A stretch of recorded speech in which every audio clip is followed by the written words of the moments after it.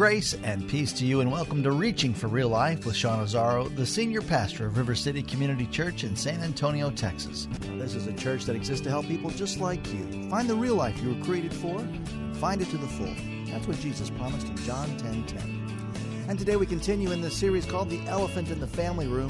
Today's topic is on raising kids, which can be frustrating and discouraging as a parent, grandparent, or mentor. But it's never too late to lean into God's way of building children.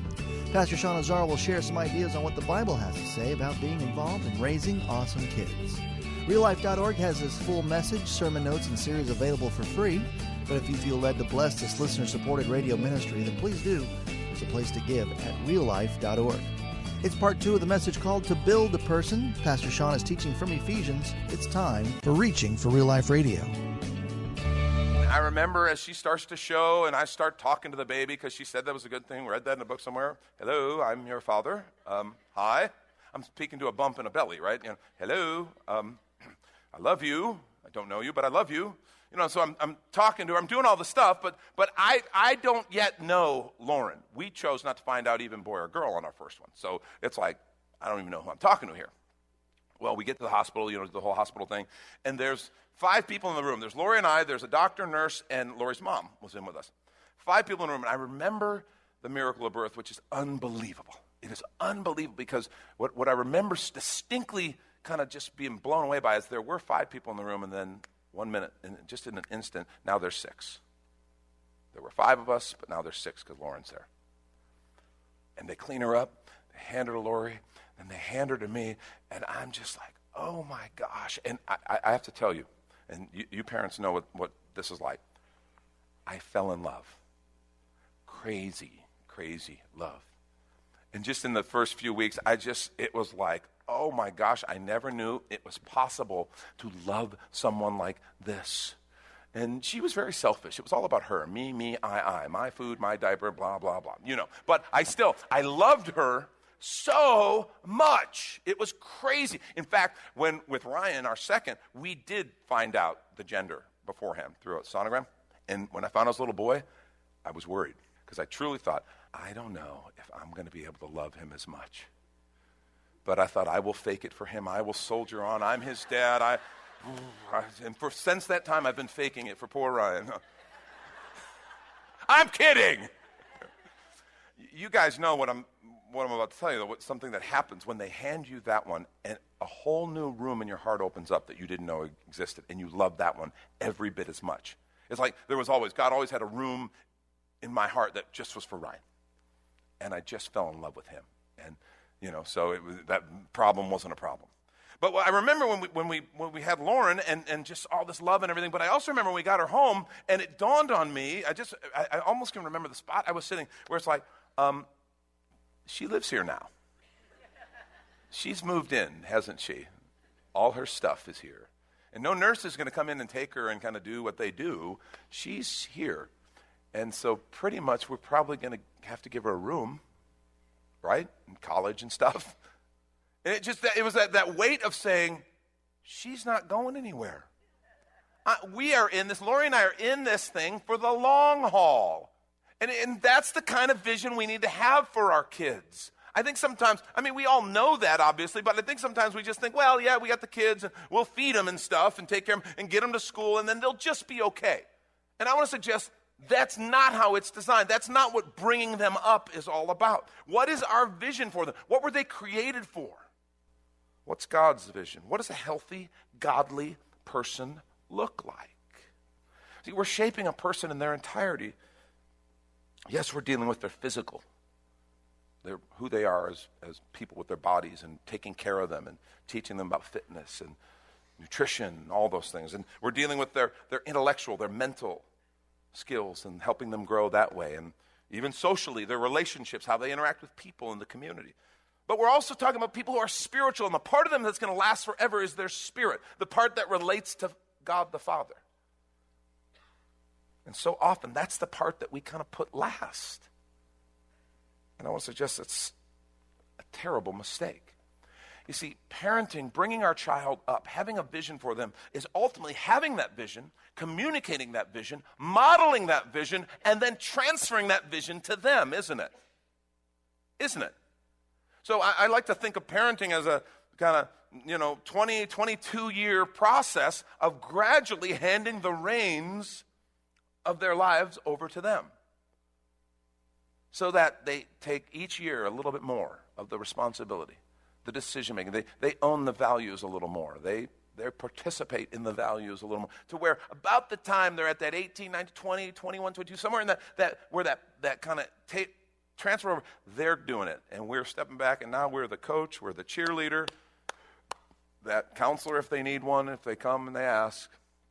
But they're leading their life with the values that we got for them from God the Father, that we modeled, that we trained in, and that we passed on to them. Some parents think they're going to hover and they're going to control everything till their kids are like out of college, and then they're just going to hand it over to them and it's going to go well. That's ridiculous.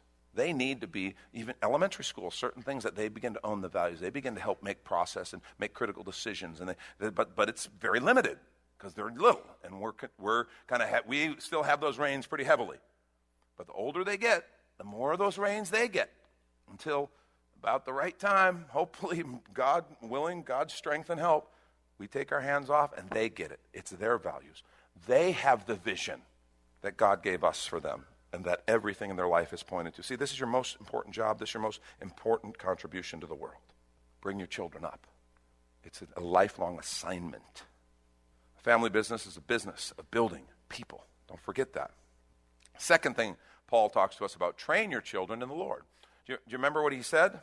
Bring them up in the training and instruction of the Lord. I find it interesting that the word training was first. The New American Standard uses the word discipline before instruction. That training and discipline comes before instruction. Instruction is really important. We think of teaching, though, always it's just this mental kind of gathering of facts. I want to say there's this idea of putting into practice and training that is critical. Train your children up in the Lord. I want to say there's two key foundational pieces that will help you do this. On your notes, there's a blank, just two blanks on top of each other. On the first blank, I want you to write the word love. And this is obvious. We understand love. We understand God's love, unconditional commitment to an imperfect person. We get that. But I'm talking about the kind of love towards your kids that is obvious, sloppy love. You know what I mean when I say that? Love expressed, where they know you love them and you delight in them. You laugh at their jokes. You're like, but my kid's not funny. My granddaughter Rylan is in that place right now where she's making up jokes and she cracks herself up with those jokes. Oh, and she cracks Pops up, too. I laugh. Oh, man, that's really, really good. And then I go to Lori, I'm really worried about her, honey. No, I'm kidding. I'm kidding. But laugh at their jokes. Get into what they're into. Let them know you find them interesting, that you like them. You like them. You like hanging out with them. You're proud of them. And I know there are times, that doesn't mean that you're always kind of cheering on you're certainly not cheering on when they do something bad. That doesn't mean that you don't tell them the truth. In fact, because I love them, if they do something, I go, yeah, that's not how we handle that.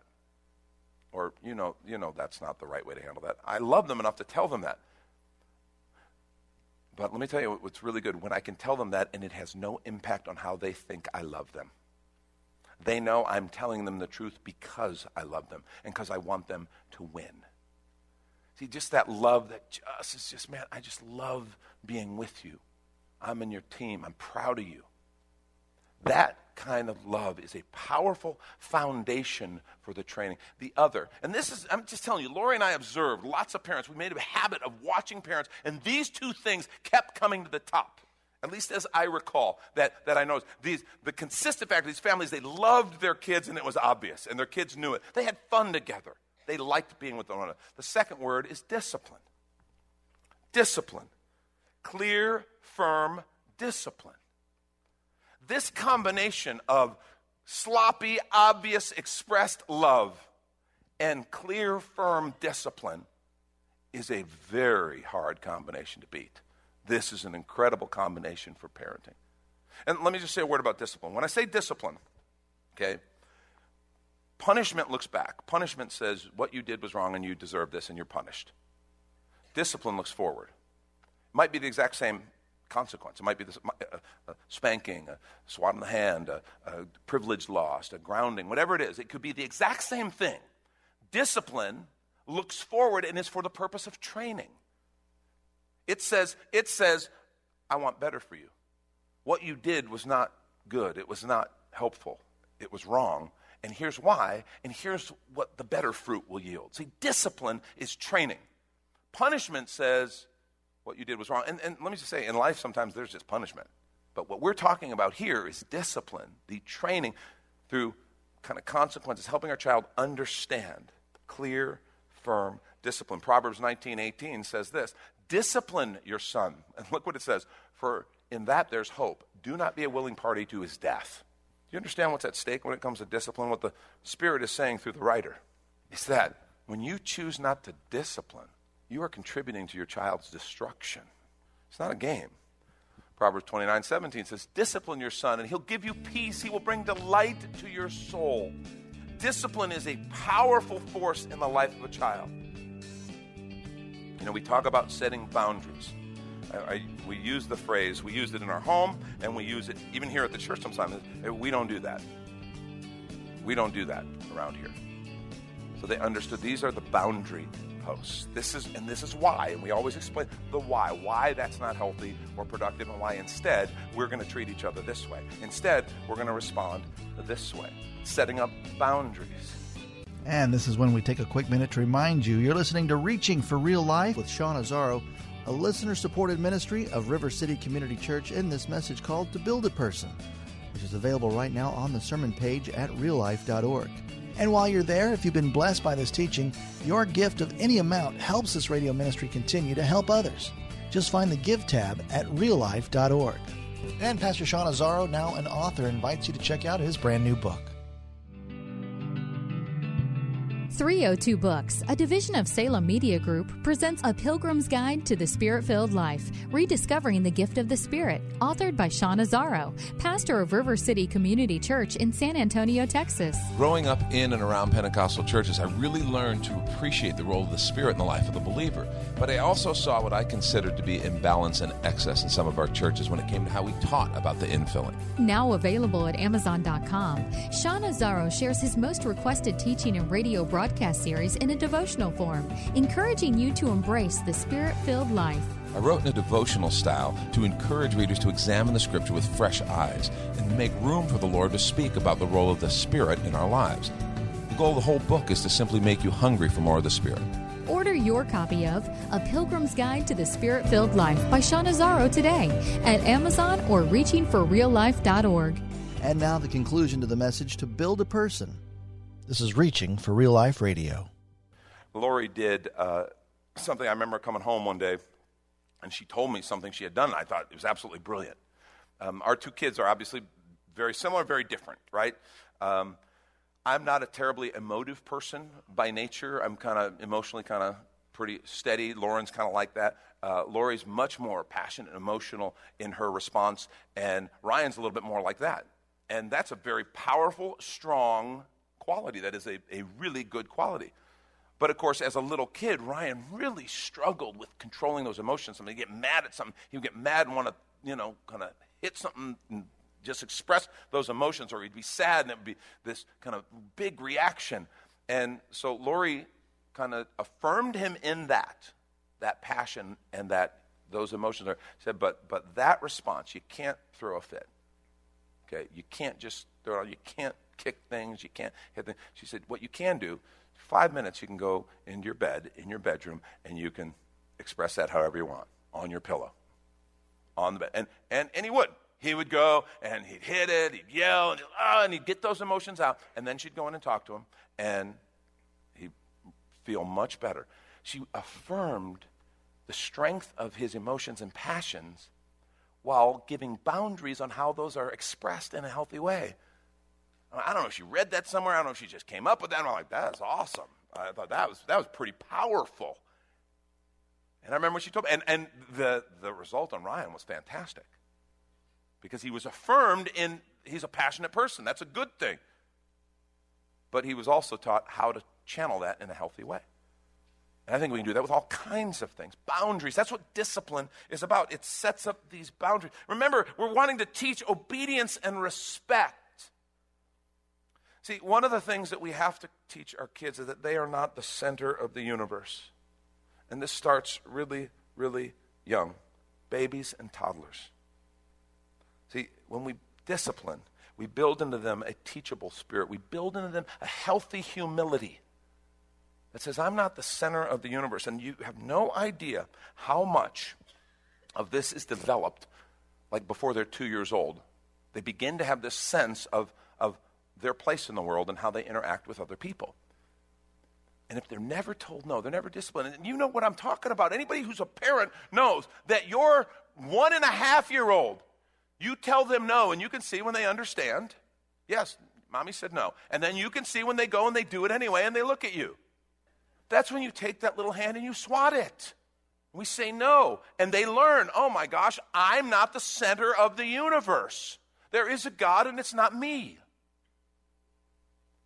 And this is really important to understand that at those early ages, they begin to figure this stuff out. And I know we get into the whole conversation about spanking or not spanking. I want to tell you, we spanked, especially when they were young. When they were young, we spanked. And understand something. We're not talking about being angry and hitting your kids. I think that's wrong. That's violence. And I think that's wrong. But measured discipline for especially a smaller child, because they don't understand the more complexities, the bigger complexities of some consequences. As they get older, life will present consequences, and it becomes, you use those consequences to discipline. But there is that time, even when they're very, very little, of teaching them they're not the boss. And so we did, and never with the intent to hurt, never with the intent, any of that. But understand something, if they think they're the center of the universe at 3 years old, by the time they get to 3, it becomes really hard to convince them otherwise. And it's a painful process. The older they get, the more painful. They get to 6, 7, 8, and still never been told no. Anything I say goes. Now you're talking about a little hellion that people don't want to be around. They get to 12, 13, 14. Now big problems begin to develop. You go much past that, look what happens in law school. That's what it looks like. Discipline at each stage becomes harder. They're living under this delusion that I'm the center of the universe. And let me tell you something. If you don't discipline your child now, we don't say no, we just redirect. No, we never have spanked, and we never say no, and we never. If you don't discipline your child now, one day there are people who will. Okay? They're called police and judges. They will discipline your child for you. And they'll use lots of timeouts in places designed for timeout. They're called prisons. Let me tell you, if they don't behave when they're there in timeout, there'll be lots of corporal punishment. And it'll hurt a lot worse than a few spankings. See, tasings hurt more than spankings. In fact, I'm going to make a T-shirt with that. By the way, I've copyrighted that. Don't get any ideas. Tasing hurts worse than spanking. I think that should be a parenting shirt. It's interesting. This morning, a cool coincidence, in my Bible reading, I was at Matthew 18. And that's the passage where Jesus said, if your right hand offends you, cut it off. Rather than, because he says it's better to go into life, heaven, maimed, than to go into hell and fire completely whole. Remember, he says also the foot, the eye, same thing. You're like, wow, that's pretty crazy radical. And what he's saying is, yeah, physical hurt isn't the worst hurt. There's lots bigger. See, parents that love discipline. Discipline is difficult, discipline is hard, but parents that love discipline, Hebrews 12, 7 and 8, endure hardship as discipline. God is treating you as sons. For what son is not disciplined by his father? Look at the tone that the writer of Hebrews takes. What son is not disciplined by his father? If you're not disciplined, and he goes on, everyone undergoes discipline. It's like it's assumed, like duh. Who wouldn't discipline their child? If he says you're not disciplined, then you're illegitimate children and you're not true sons. He would be stunned and shocked to think that there are people who think it's wrong to discipline their child. He'd be like, not disciplining your child is child abuse. Not disciplining your child is child abuse. And just because it's easier for us not to have to mess with it, or just because some whack job pop psychologist gives us an excuse by writing some theory, you know what? I'll believe that guy. I want to see his kids. That's what I want to see. When pop culture starts creating kids that are really well-adjusted and kind people and really able to interact and good in relationships and their families are going great, when that starts to happen, then I'll believe them. Until then, please be quiet and let me get on with raising biblical children. Because there's something about this that this matters. Our kids are at stake. The family business is the business of building people. Last thing. He says, instruct your children, raise them up, train them, and instruct them in the Lord. Remember what he said to Abraham about Abraham? I've chosen him so he'll direct his children and his household after him to keep the way of the Lord by doing what is right and just, so that the Lord will bring about for Abraham what he's promised him. That's what he planned. I love this passage, Deuteronomy 6:6-9. This is how it's supposed to look in families. It says, these commandments that I give you today are to be upon your hearts. Impress them on your children. Talk about them when you sit at home, when you walk along the road, when you lie down, when you get up. Tie them as symbols on your hands. Bind them on your foreheads. Write them on the doorframes of your houses and on your gates. If you were here today, he would say, talk about them when you're driving in the car. Put them on the refrigerator. Have them as your screensaver. These are just the things of God. They need to be normal. It's not just about taking them to church, although I think taking them to church is a really good thing to do. And some would argue I'm preaching to the choir right now. But that's okay. You know people who don't. Tell them for me, all right? Pass it on. But I've had some people say, but I brought them to church. I brought them to church, and my kids want no part of it. What happened? Well, what did your conversation and behavior teach them about the things of God? Teach them about following Jesus. Teach them about the church. See, discipleship starts at home. Remember what we said about discipleship? Discipleship is listening for God's voice and doing what he says. That's how we follow Jesus today. We listen for his voice and we do what he says. Our kids should learn in our homes to listen to God's voice. That should be normal. What does God say about it? Let's look at his word. And then to do what he says. Well, if God says it, we're going to do it because he loves us. He's God. He knows what's best. We're going to do it. And see, instruction is really good and important, but example is even more so. They say more is caught than taught. Well, that's what they're talking about. They ultimately will become what we are. And this is one of those things where, as a pastor, it just breaks my heart, and I watch families make grave mistakes, and I've been doing this long enough now to watch some of those seeds that were sown begin to produce a bad harvest. Parents who make everything else a priority. See, one of the biggest questions is what's first, what's most important, and what is non-negotiable? And I can't tell you how many people, the thing that is always negotiable, it can always be pushed aside, is involvement here at church, biblical training, youth group, community here at church. Yeah, but my kid, they're going to be a professional basketball player. And so that's why I have to do this. And I'm like, dude, you're 5'7", your wife's 5'5". What your kid needs is a new gene pool. Okay, that's what your kid needs, all right, to be a professional basketball player. He's probably not, unless you've got some really tall people back in the family somewhere. It's not going to happen. But you're selling your souls. You're selling everything. Oh, but we got to be in this tournament. We got to be on this AAU team. We got to be in this. We got to do that. Or they got to, oh my gosh, my kid's going to be a brilliant musician, and they're going to do this, they're going to do this. And so I sell everything at the altar of that skill, that performance that I'm trying to raise them up, because that's the ultimate. If they can be a pro athlete, a pro musician, an incredible academic, a great successful business person, that's it. That's the priority. It's like, are you really serious about that? See, these decisions we make when they're kids affect everything. They become what they see, and it impacts their education, their work, their relationships, dating, marriage, career, choices, all of it. This is how we see the world, and as parents, we have to help our kids see the world. Man, if your kid's a gifted athlete and that's something that they have a potential college career and you want to make that important, great. It should not be as important as the things of God. If it is, and I can't tell how many people, I said, well, I took them to church when we could, but there were tournaments on the weekend, and we had practices during the week, and so I took them to church when I could, and I don't understand why now that they're adults, they don't want to go to church at all, and they don't think it's important, and they want nothing to do with it. I mean, I don't mean to be mean, but gee, I wonder what happened. We were created by God for something bigger. And you want to, if your kid is destined to be a professional athlete, you want them to do well and become a person who's well-adjusted and makes a difference in the world because of the opportunities and the resources they've been given, then raise them up as a follower of Jesus. Let them be an athlete who follows Jesus. And watch the difference. Watch the difference between them, because that is a hard world.